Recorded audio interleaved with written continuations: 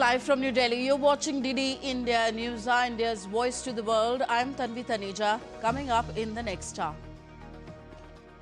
India to host 7th meeting of the Columbo Security Conclave in New Delhi. National security advisors from 6 nations across the Indian Ocean region to discuss key regional security issues. Nitish Kumar to take oath as Chief Minister of Eastern Indian state of Bihar for a record 10th time today in the presence of Prime Minister Narendra Modi. Bangladesh Supreme Court to deliver verdict on the caretaker government system today. Ukraine's President Zelensky to hold talks with senior US military officials in Kyiv. Talks focus on efforts to end more than 3.5 years old Russia-Ukraine conflict. The 56th International Film Festival of India, IFFI, to begin in Goa. Over 240 films from 81 countries to be showcased in the 9-day-long extravaganza. And Indian shooters continue to shine at the 25th Deaflympics in Tokyo. Abhinav, Deshwal and Pranjali Prashant clinched gold in the 10-meter air pistol mixed event, taking the medal tally to 11.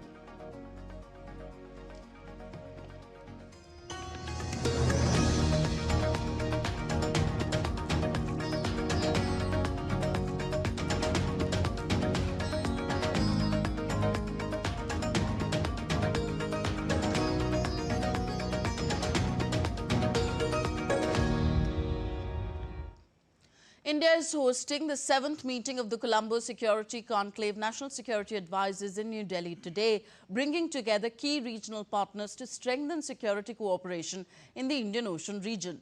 National Security Advisor Ajit Doval will chair the discussions with his counterparts from Maldives, Mauritius, Sri Lanka and Bangladesh. Seychelles will join as an observer, while Malaysia participates as a special guest. The conclave focuses on cooperation across key pillars: maritime security, counter-terrorism, cyber-security, transnational crime and disaster relief.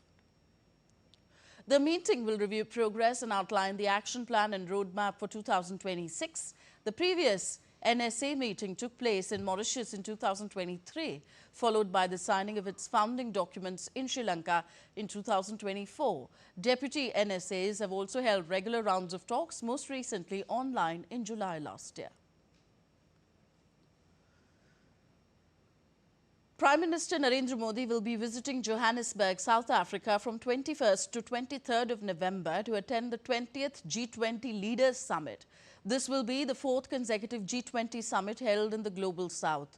On the margins of the summit, the Prime Minister is expected to hold meetings with some world leaders. The Prime Minister will also be taking part in the India, Brazil, South Africa leaders meeting being hosted by South Africa. Australia's Foreign Minister, Senator Penny Wong, will hold talks with External Affairs Minister Dr. S. Jaishankar on Thursday. This will be the 26th meeting between the two leaders. Both countries are expected to enhance cooperation across cyber and strategic technology, trade, maritime security and defence, among other areas. The visiting Foreign Minister, along with Dr. S. Jaishankar, will also co-chair the 16th Foreign Ministers Framework Dialogue. The high-level meeting marks a significant step in advancing the India-Australia Comprehensive Strategic Partnership. Afghanistan's Industry and Commerce Minister, Alhaj Nuruddin Azizi, will meet External Affairs Minister Dr. S. Jaishankar in New Delhi. The Afghan Trade Minister arrived in New Delhi on Wednesday on a 5-day visit to discuss advancing bilateral trade and investment ties. This is the second ministerial contact between New Delhi and the Taliban regime in Kabul in a month and a half. Last month, Minister of External Affairs S. Jaishankar met Afghanistan Foreign Affairs Minister Mavlavi Amir Khan Muttaqi in New Delhi. Also, the Afghan Trade Minister visited the India International Trade Fair on Wednesday. The minister toured various stalls at the fair, including the Afghan stalls showcasing local products to promote business connections.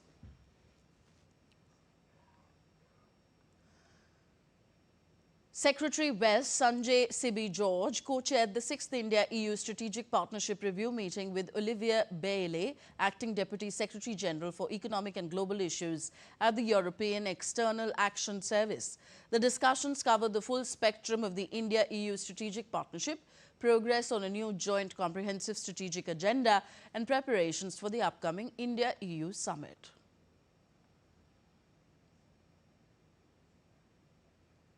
India has expanded its visa on arrival facility for UAE nationals to include Cochin, Calicut and Ahmedabad international airports, adding to the existing centres in New Delhi, Mumbai, Kolkata, Chennai, Bengaluru, Hyderabad and Kochi. With the move, UAE citizens now have access to visa on arrival at 9 major entry points across India. The facility is available exclusively to UAE nationals who have previously obtained an Indian e-visa or a regular paper visa.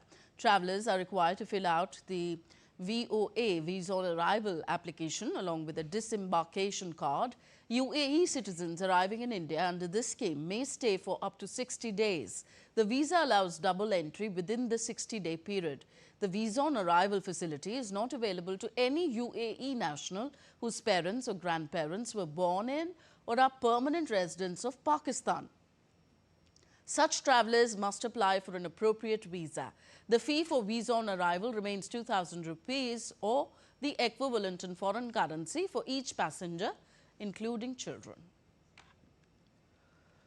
Nitish Kumar will take oath as the Chief Minister of Bihar for a record 10th time on Thursday. Several key dignitaries, including Prime Minister Narendra Modi, Home Minister Amit Shah, BJP National President JP Nadda and other key NDA allies will attend the swearing-in ceremony at the historic Gandhi Maidan in Patna.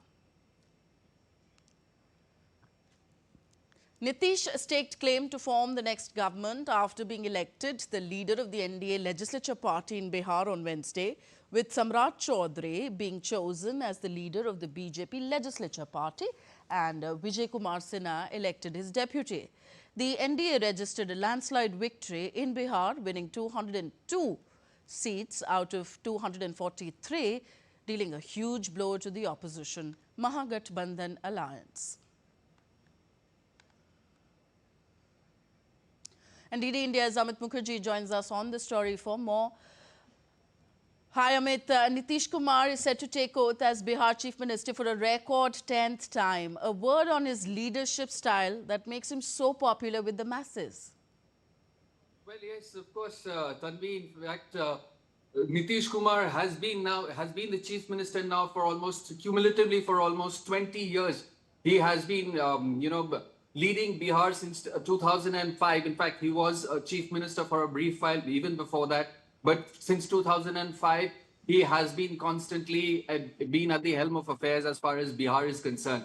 So now, of course, all eyes are on the cabinet formation now. See, Bihar government has got a total strength of about 36 ministers as far as the cabinet is concerned. But today, it's expected that apart from the 2 deputy chief ministers, Samrat Chaudhary and Vijay Sinha, about 20 other, ministers are expected to take oath. That leaves, of course, a scope for about 13 more ministers who will be, inducted into the Bihar cabinet as we go ahead. But the equations right now, if you look at the figures, last time BJP backed about 80 seats, and the JDU, in fact, the alliance had about 43. Now, in this kind of a situation, BJP had about 21 ministers. And the alliance representation was of about 14 ministers. Now, this time, 89 seats have been backed by BJP, 85 seats have been backed by JDU. In fact, you cannot also underestimate the performance which has been displayed by Chirag Paswan's LJP. They also backed 19 seats. So all eyes are on as to what sort of a composition will the next Bihar government look, once it assumes the full strength. So everybody is, apart from the grand spectacle, which is expected to happen around 11:30 a.m., everybody is now looking at the composition of the next Bihar government. Tanvi? Okay. Also a word, Amit, on the NDA's unified strategy and disciplined coordination in Bihar. Yes, absolutely. If you look at, the very fact that Nitish Kumar-led government has been able to, overcome the anti-incumbency in a state like Bihar, it speaks volumes about, the ability of Nitish Kumar to lead a government. In fact, for the last almost 20 years, he has been doing so. So almost, Bihar, one of the things that, where Nitish Kumar government stood out was a stark contrast to the Lalu-led regime, Lalu Prasad Yadav when he was the chief minister. Now Bihar had gone into a state of complete lawlessness. There was a total lack of law and order. I mean, as people say, if you look at some of the social media posts and the interviews which our correspondents picked up, while doing the ground reporting in Bihar. So, compared to that, Nitish Kumar was able to give a very, very stable sort of a government, even if a lot of things which was promised did not happen, but the fact that people had some sense of security, and there was law and order, and people were able to lead their life with a certain amount of dignity. Of course, a lot of development has happened. If you look at the infrastructure development that has happened, Bihar has got some of the fantastic roads right now. In fact, new factories are also coming up. Locomotive factories are being set up, and Prime Minister every now and then, Prime Minister Narendra Modi, comes up with new schemes for the development schemes for Bihar. So it has been a consolidated, comprehensive, unified strategy as far as the NDA alliance is concerned. Both JDU as well, Nitish Kumar led JDU, as well as support from Prime Minister Narendra Modi from the center, has given a double engine government, which has been contributing to a great extent as far as development of Bihar is concerned. Tanvi? All right. Thank you very much, Amit, for that perspective. Yes, we are all looking forward to who gets which ministry and portfolio in the Bihar legislature. Thank you for being with us. The 56th International Film Festival of India is all set to begin in Goa today. The remarkable event promises to be a grand celebration of global cinema. Over 240 films from 81 countries will be screened during the 9-day mega event. Japan is featuring as the country of focus in this year's IFFI, while Spain will serve as the partner country. DD India's Deepika Mehto reports from Goa on the mega event.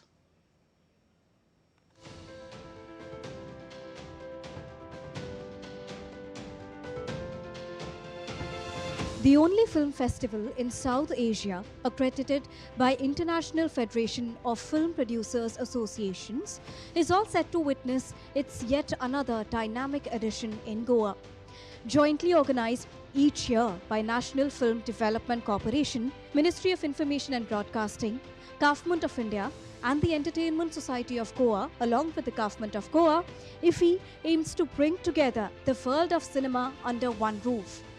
This year will be even more special with a different and grand opening parade that will witness vibrant floats, cultural performances and a spectacular procession led by cultural troupes, production houses and the state government. Apart from that, the parade will also witness the felicitation of noted actor N. Balakrishna for his remarkable contribution to the Indian cinema. The 9-day cinematic extravaganza will feature 240 films from 81 countries. Japan remains the country of focus, whereas Spain is the partner country and Australia as the spotlight country. These are leading this year's international collaborations. Key highlights include restored classics, centenary tributes, and curated global sections. Expanded Waves Film Bazaar provides a platform of creative exchange under a single roof. IFFI 2025 will also witness IFFIesta for seamless entertainment. The debut Cinema AI Hackathon, hosted by the Waves Film Bazaar in partnership with the National Film Development Corporation. Now, along with this, masterclasses, panels and knowledge series will also take place. The Creative Minds of Tomorrow, or the CMOT program, with 799 entries this year and 124 selected participants, represents 13 filmmaking crafts. Indian Panorama and New Horizons is also to watch out for. along with women, their debut voices and emerging talent. Interestingly, IFFI 2025 will also honor legendary actor Rajnikant for completing 50 years in cinema, marking a milestone that celebrates the closing ceremony. First ever parade with cultural floats and the participation of production houses, IFFI, Creative Minds of Tomorrow, Waves Film Bazaar, this and a lot more is all set to begin at the 56th edition of International Film Festival of India here in Goa. We'll keep updating you with all the latest with our special broadcast on DD India. So stay tuned with us. With camera person Senthil, this is Deepika reporting for DD India from IFFI, Goa. You're watching DD India News. Are still to come on the show. Turkey will host next year's UN Climate Summit COP31, while Australia will lead negotiations. India calls for united global action on energy security for small island developing states at Bellem's COP30. And Donald Trump vows to end Sudan's grinding civil war at the request of Saudi Arabia's Crown Prince Mohammed bin Salman.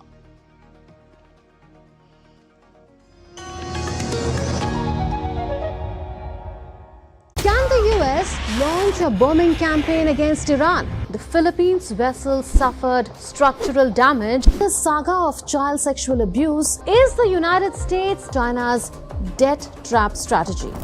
Truth is stranger than fiction. But sometimes hard to uncover.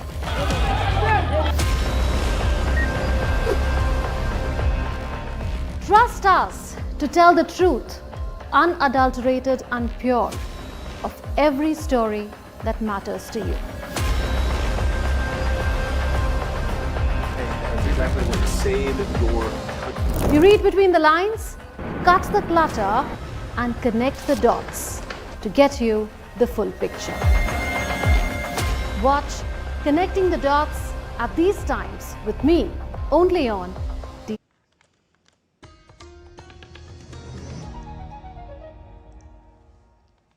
Welcome back. You're watching DD India News. I am Tanvi Taneja. India has called for unified global action on energy security for small island developing states, SIDS, at the International Solar Alliance Leadership Session held on the sidelines of COP30 in Belém. Union Minister for Environment, Forest and Climate Change, Bhupender Yadav, delivered the keynote address and noted that the future of energy is clean, local and solar-powered. India is proudly the fourth largest renewable energy producer in the world and the third in solar power. He highlighted solar energy as a tool of transformation and social revolution. India has crossed 500 gigawatts of installed electricity capacity and over half of it is clean energy.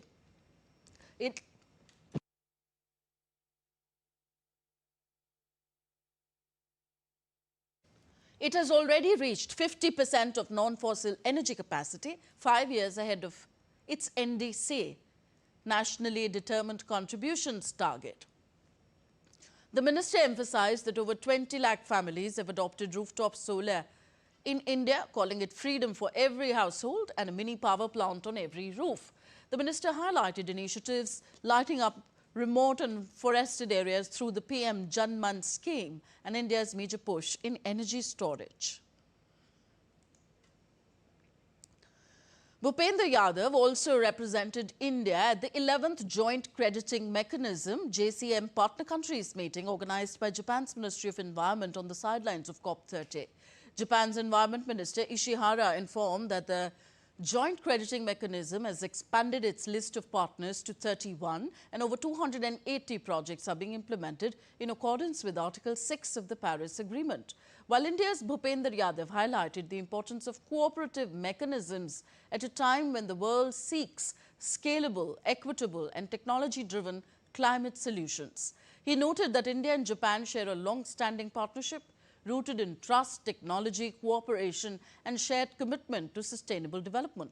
The minister highlighted that the mechanisms are expected to facilitate investment, technology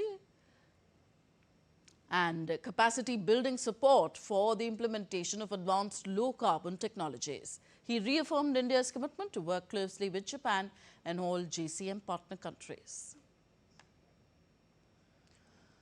So, on the sidelines of COP30 in Brazil's Belém, India's Minister Bhupender Singh Yadav held discussions with EU's Minister of Climate, Energy and Utilities of Denmark, Lars Ågaard Moller, and EU Commissioner for Climate Action, Wopke Hoekstra. The deliberations focused on crucial agenda items in the ongoing COP and also on aspects related to India-EU climate partnerships.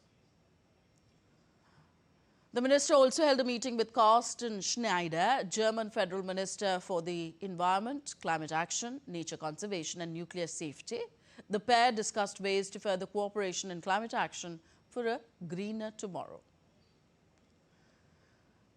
Yadav also met with his Japanese counterpart, Hirotaka Ishihara. The discussions circled around successful implementation of joint credit mechanism and other critical areas of cooperation between India and Japan. So the deadlock over who will host next year's COP is over. Turkey will host next year's UN Climate Summit, while Australia will lead negotiations under a compromise taking shape in Brazil, Australian Prime Minister Anthony Albanese said on Thursday. The COP meetings are the world's central forum for climate action, and the agreement would end a long dispute after both nations bid to host COP31 in 2022 and refused to withdraw. Under the emerging plan, Turkey would serve as summit president, Australia would oversee negotiations, and a pre-COP event would be held in the Pacific. Albanese called the arrangement a win for both sides, though talks continue. Australia promoted a Pacific COP and spent $7 million Australian dollars preparing, while Turkey, as an emerging economy, says it aims to stress global solidarity over regional concerns. We're very pleased with the outcome. Turkey will host the conference, but Australia, by having the COP presidency for negotiations, will be in a very strong position, and some might argue in the strongest possible position, because we will benefit from having Pacific issues and the issues confronting Australia that we know Australia is particularly vulnerable for the extreme weather events which we are seeing more intense and more frequent. Moving on now, the Supreme Court of Bangladesh is set to deliver its verdict on the appeals over the caretaker government system on Thursday. Earlier on November 11th, a 7-member bench of the Bangladesh Apex Court, headed by Chief Justice Syed Rafat Ahmed, concluded the hearing and fixed November 20th for delivering the verdict on appeals and review petitions. During the hearing, the lawyers for the appellants, petitioners and the state asked the top court to overturn its 2011 judgment and restore the non-party caretaker government system to the constitution for holding free and fair elections and to establish democracy in the country. Following 2011 verdict, the parliament passed the 15th Amendment, formally abolishing the caretaker arrangement. The decision is significant as it could potentially restore the non-party caretaker government system for national elections, which was abolished more than a decade ago. DD India's Naval Singh Parmar joins us on the story via the phone line from Dhaka. Naval Singh, what is the general sentiment in Bangladesh? Are people in favor of the caretaker government system? Well, first of all, I would like to mention here that I have an update. Verdict already came, and it has restored and revived the non-party caretaker government system in Bangladesh. It was expected because many people, even neutral analysts, were in favor of a caretaker government system. One interesting thing I would like to mention here that it was introduced in Bangladesh Constitution by the 13th Amendment in 1996 March. And after that, in the first election after the amendment and the caretaker government system, Sheikh Hasina became first-time Prime Minister of Bangladesh in 1996. And again, in 2009, she became elected as a Prime Minister of Bangladesh. Then after, in 2011, the 15th Amendment came and that abolished the caretaker government system. And then after, it was a bone of contention. between the various political party for the neutral and free and fair election. And that's why the opposition party, BNP and some other party abstained from the taking part in the electoral process. And that was the allegation against the Awami League that they won election without the opposition. But now the Supreme Court of Bangladesh and its appellate division has overturned its own verdict of May 2011. Okay, so now that the verdict is with us, what would the verdict mean actually for Mohammad Yunus's caretaker government? Right now, the government is not a caretaker government. It is an interim government led by Dr. Mohammad Yunus. Caretaker government means non-party caretaker, party-neutral government. And this one is interim government. So under the caretaker government system, there will be the participation from all the political party or maybe independent people, people from the society may like judiciary, people from judiciaries or the other walk of life will have a chance to lead the caretaker government for the election time only. The interim government may have a duration of 1 year, 2 year, like that earlier also it was there, and this government also completed 1 year and almost 15-16 months. But caretaker government is for the 2-3 months of duration and for the election time only, and it will be a non-party government system where no party can misuse the state machinery in its own benefits, and that is the good thing for the country like Bangladesh, where it is easy to role in the state machinery for the benefit of a ruling party. And there were allegations of the against the various political party in the history like that. Okay, so Naval Singh, in your view, the verdict is a step ahead for restoring democracy and fair elections in Bangladesh? Yes, but the here rider is that whether the representation of Awami League and other political parties who were in power before the 5th August 2024 will be there or not. Because now in this government, interim government also, there is an allegation from the BNP as well as Awami League, as well as the Jamaat-e-Islami and other small political parties that some of the advisor belongs to particular political party. So this political party which are now in support of the interim government, they also believe that the advisor in the Yunus Advisory Council are not a non-political person, or they are partisan. They are working in partisan way. So that is the allegation. And since last 6 months, it is routine that in media also many people allege the interim government as well as Dr. Yunus that he is a titular. There is no real power in his hands, and some advisors are doing backseat driving, and some political parties taking undue benefit of the interim government system. And the most important thing here in Bangladesh is the freedom for the media. If interim government also, there are many reports of the international organization that the media freedom in Bangladesh has been jeopardized in the interim government also. Earlier also there was allegation against Sheikh Hasina government regarding the throttling of media. But if there is a caretaker government system, non-political party government system in Bangladesh, then there will be some freedom for the media, and that will leads to free and fair election. It will help to restore the democratic system in Bangladesh. Okay. Media should be free in every country regardless of the regime's nature, interim or caretaker. Thank you very much, Naval Singh Parmar. You've explained us comprehensively on this verdict and what it means for Bangladesh's democracy. Thank you for joining us from Dhaka. All right, updates on South Korea's ferry mishap now. A South Korean passenger ferry that ran aground was towed to a port on Thursday. After all, 267 people on board were rescued. Authorities suspect human error may be to blame for the incident. South Korea's Coast Guard is investigating the captain, first officer and an Indonesian crew member of the ferry for negligence. Authorities will examine whether the ship was unable to change course in time in the narrow channels in the area of the southwestern tip of the Korean peninsula. The incident happened when the ship was sailing from the country's southern island of Jeju to the southwestern port city of Mokpo.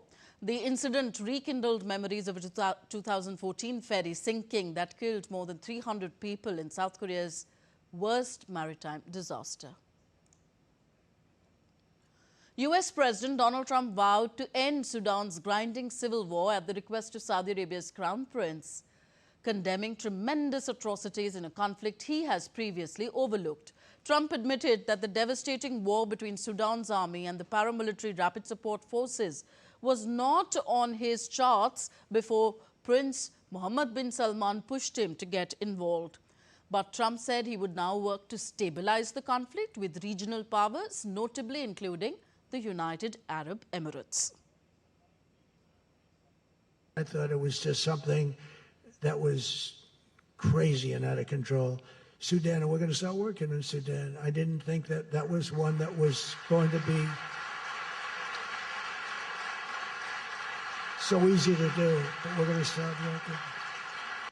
The United Nations has repeatedly called for greater global attention to the war, which has killed tens of thousands of people and displaced nearly 12 million since its outbreak in April 2023.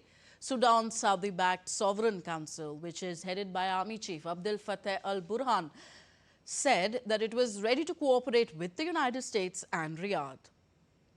In a statement, the Council thanked Washington and Riyadh for their continued efforts to stop Sudanese bloodshed.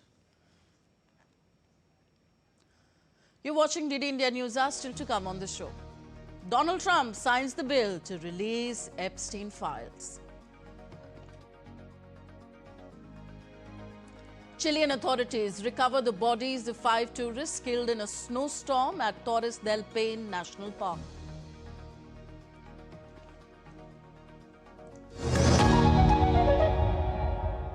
India did not agree that Hindus and Muslims could not live together.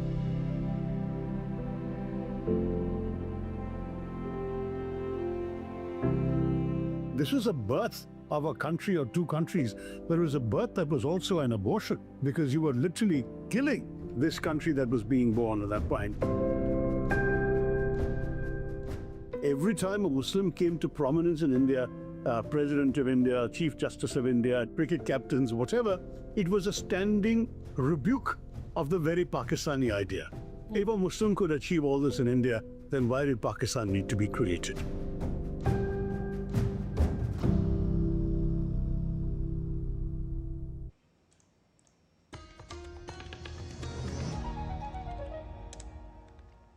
Welcome back. You're watching DD India News. I am Tanvi Taneja. US President Donald Trump has signed the bill demanding that the Justice Department release its files on convicted sex offender Jeffrey Epstein. The material could shed more light on the activities of Epstein, who socialized with Trump and other notable figures before his 2008 conviction on charges of soliciting a minor for prostitution.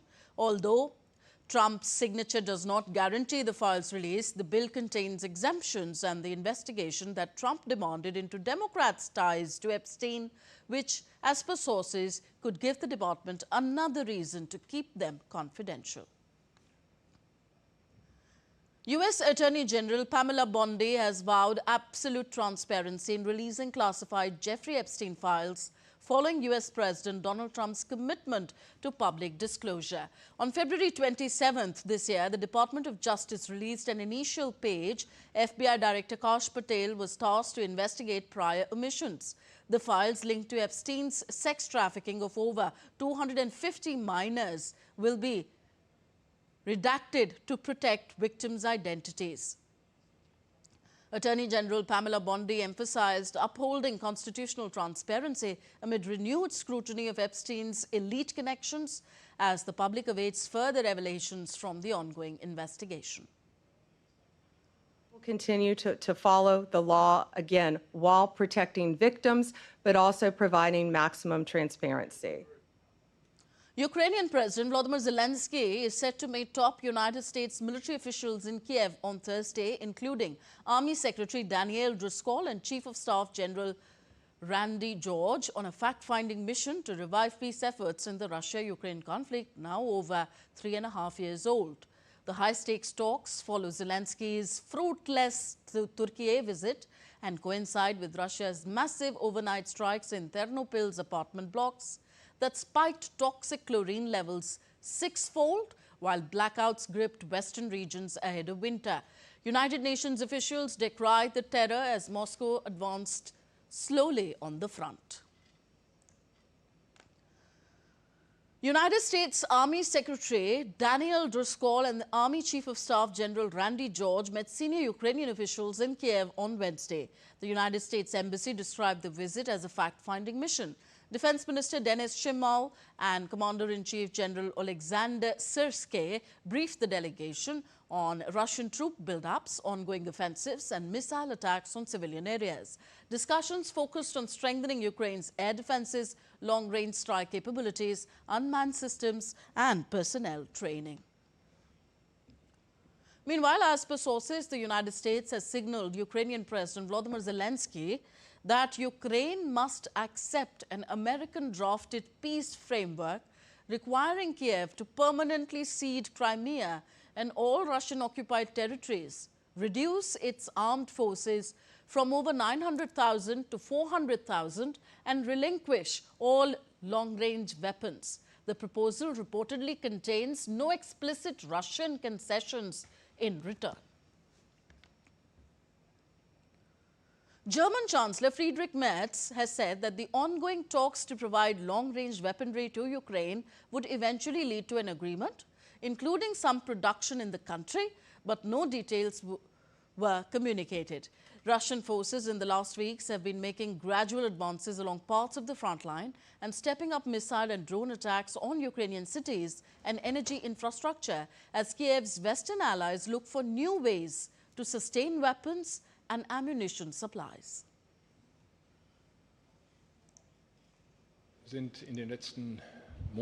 Over the past few months, we have been working intensively with the Ukrainian government to implement projects for long-range fire, as we call it technically. The Ukrainian army is being equipped with such weapon systems. We have agreed not to discuss the details publicly anymore, as we believe that there must be a certain degree of uncertainty on the Russian side as to the extent of our military support. We are doing everything we can to equip the Ukrainian army with weapon systems that have the necessary range, and this will increase in the coming weeks and months if necessary, to the point where such weapon systems will also be produced in Ukraine itself.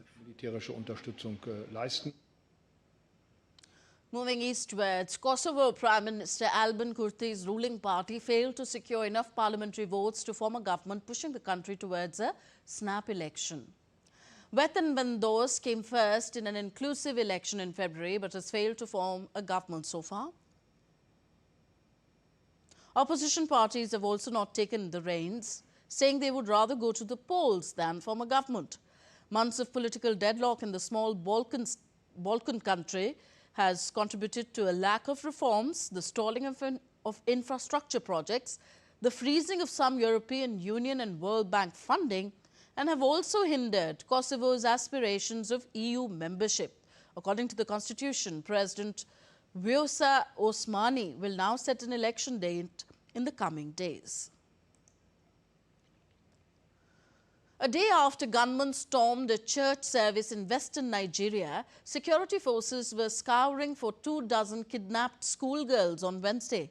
Nigerian security forces have been placed on high alert as the country faces an uncomfortable spotlight on its security situation.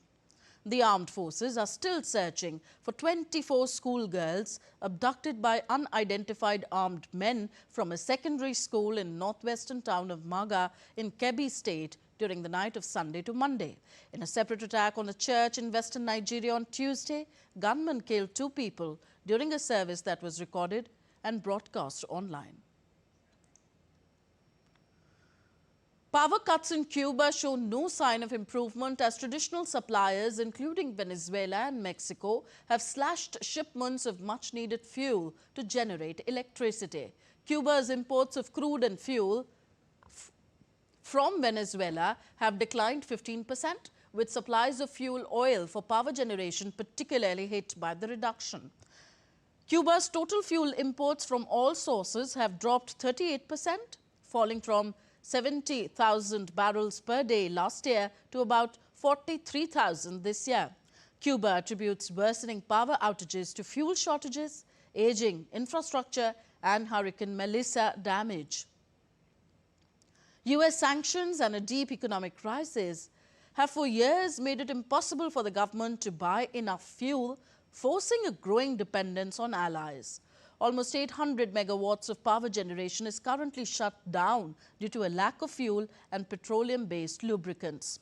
Power outages in Cuba are worsening, with Havana facing up to 9 hours power shortage and rural areas of some 2 to 4 hours daily.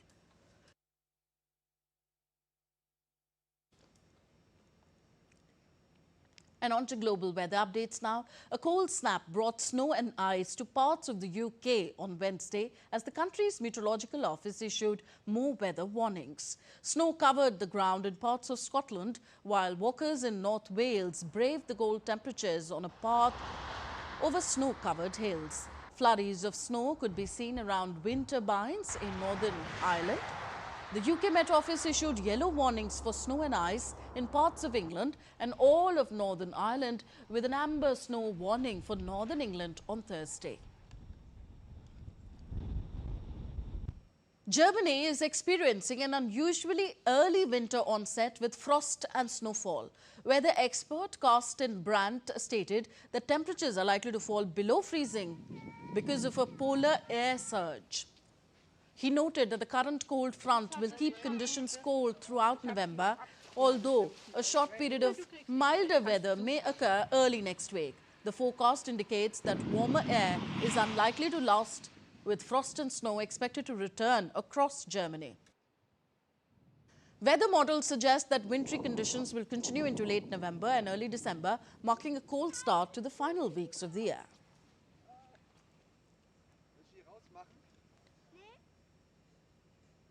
Chilean authorities on Wednesday recovered the bodies of 5 tourists killed in a snowstorm at Torres del Paine National Park.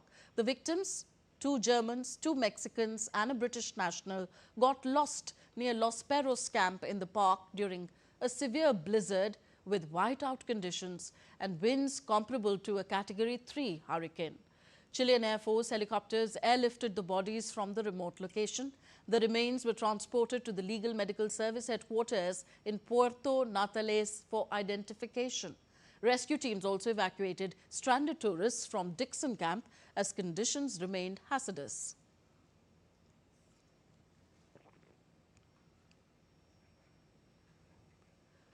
Back to Asia. A volcano on Indonesia's main island of Java erupted on Wednesday, throwing ash and gas kilometers into the sky. The country's Volcanology Agency raised the alert status to its highest level. The National Disaster Agency said that the plume of ash had risen as far as 13 kilometers into the air and added that at least 300 villagers living near the volcano have been evacuated to temporary shelters. And there were no reports of casualties so far. The Geological Agency also said that seismic activity at Mount Semeru remained high. Semeru is one of Indonesia's nearly 130 active volcanoes, and its eruption in 2021 killed more than 50 people, damaged more than 5,000 homes, forcing almost 10,000 people to seek refuge. And now we take a look at other stories making news across the world. Germany has returned 12 cultural artifacts to Ethiopia in a ceremony at Addis Ababa University in a move both countries describe as strengthening cultural ties. The items include shields, crowns, paintings reflecting Ethiopian royal traditions. These artifacts were brought to Germany in the 1920s by Fritz Weiss, a German diplomat who served in Ethiopia. From the model of the Grand Budapest Hotel to the puppets from Fantastic Mr. Fox, a new exhibition opening in London on Friday showcases the visual pastel-colored worlds of US filmmaker Wes Anderson. Held at the Design Museum, Wes Anderson, The Archives, brings together over 700 items from films spanning over the director's 30-year career. British rock singer and Rolling Stones frontman Mick Jagger made a surprise visit to his old school Dartford Grammar and the performance arts venue Mick Jagger Centre on Wednesday. Housed within the grounds of the school, the Mick Jagger Centre was inaugurated in 2000 and celebrates its 25th anniversary this year. You're watching DD India Newshour, still to come on the show. Asian stocks soar as Nvidia earnings ease AI valuation fears. Meta to remove all Australians under 16 from Facebook and Instagram on December 4th. And iconic Jim Henson puppets from Fraggle Rock, The Dark Crystal, make debut at an auction.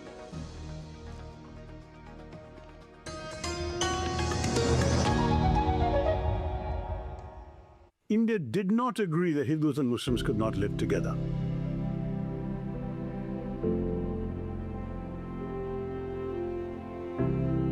This was a birth of a country or two countries, but it was a birth that was also an abortion, because you were literally killing this country that was being born at that point. Every time a Muslim came to prominence in India, President of India, Chief Justice of India, cricket captains, whatever, it was a standing rebuke of the very Pakistani idea. If a Muslim could achieve all this in India, then why did Pakistan need to be created?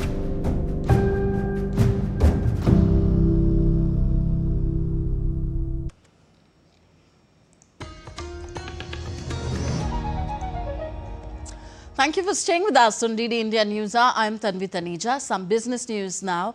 Asian markets jumped on Thursday as strong earnings from Nvidia lifted sentiment and eased fears of an AI-driven bubble. Artificial intelligence major Nvidia reported strong quarterly results, beating Wall Street earnings and revenue estimates. US benchmarks ended higher in the range of 0.1% to 0.6%, while key indices in Asian stock markets also rose up to 4%.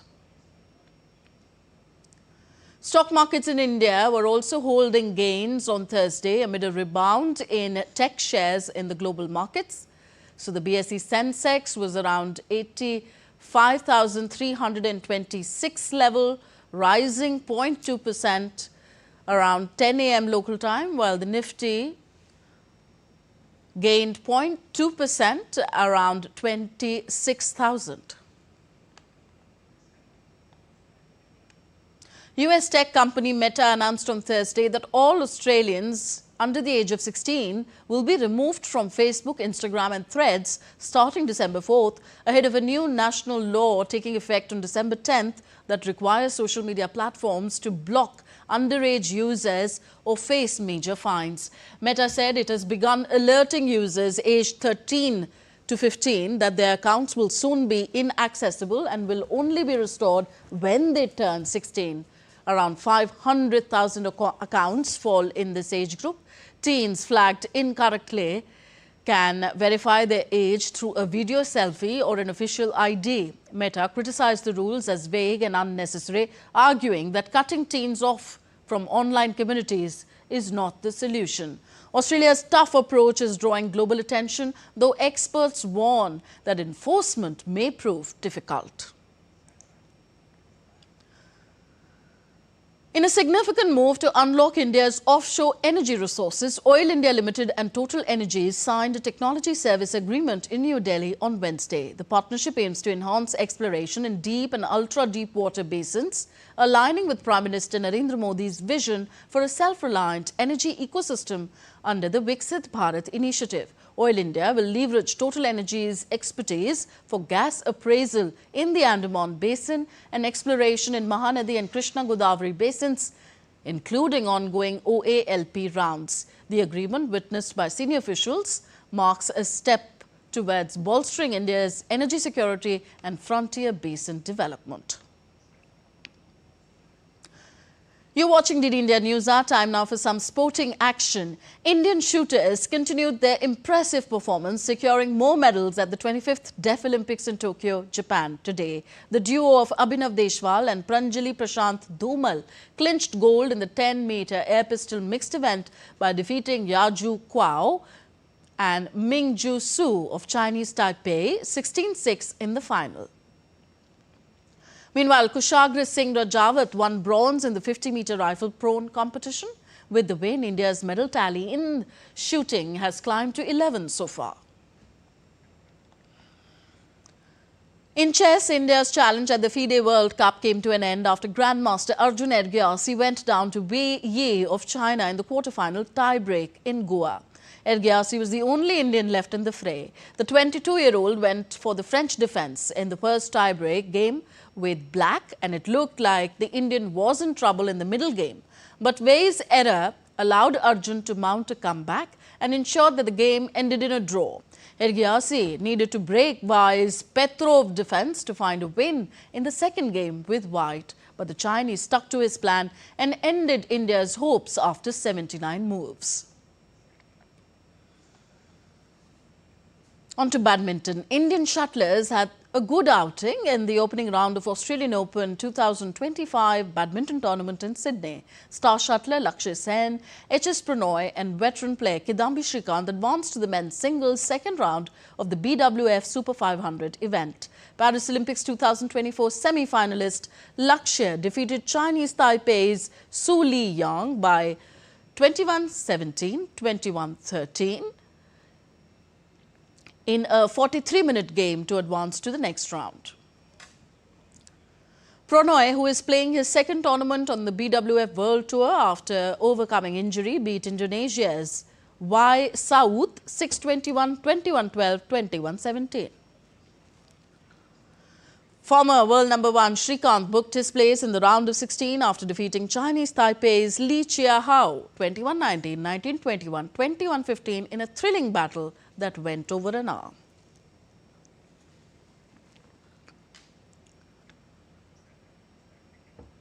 And in cricket, South Africa A ended the series on a high, defeating India A by 73 runs in the final ODI held in Rajkot on Wednesday.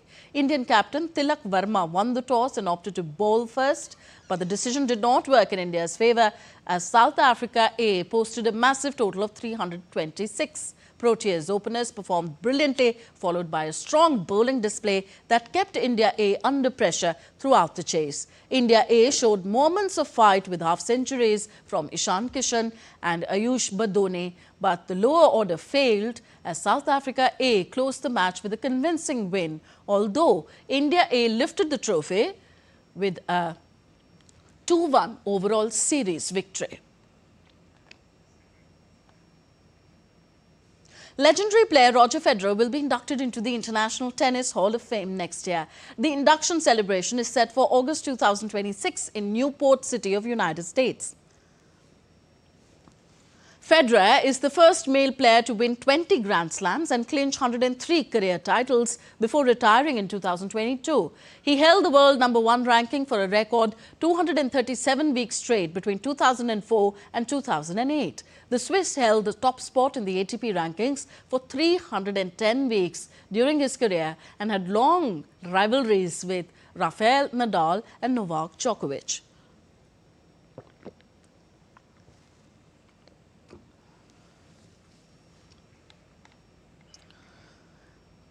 And here's some news for all the fans of puppets. A collection of over 400 original puppets, props and personal items from the Jim Henson Company, including pieces from the Fraggle Rock, the Dark Crystal, Labyrinth and other iconic productions, are going under the hammer on an auction block for the first time for their 70th anniversary. The sale marks the first time the Henson Company has released authentic puppets to the public. The auction is taking place on November 25th in Los Angeles, California, and will also be live streamed on juliansauction.com.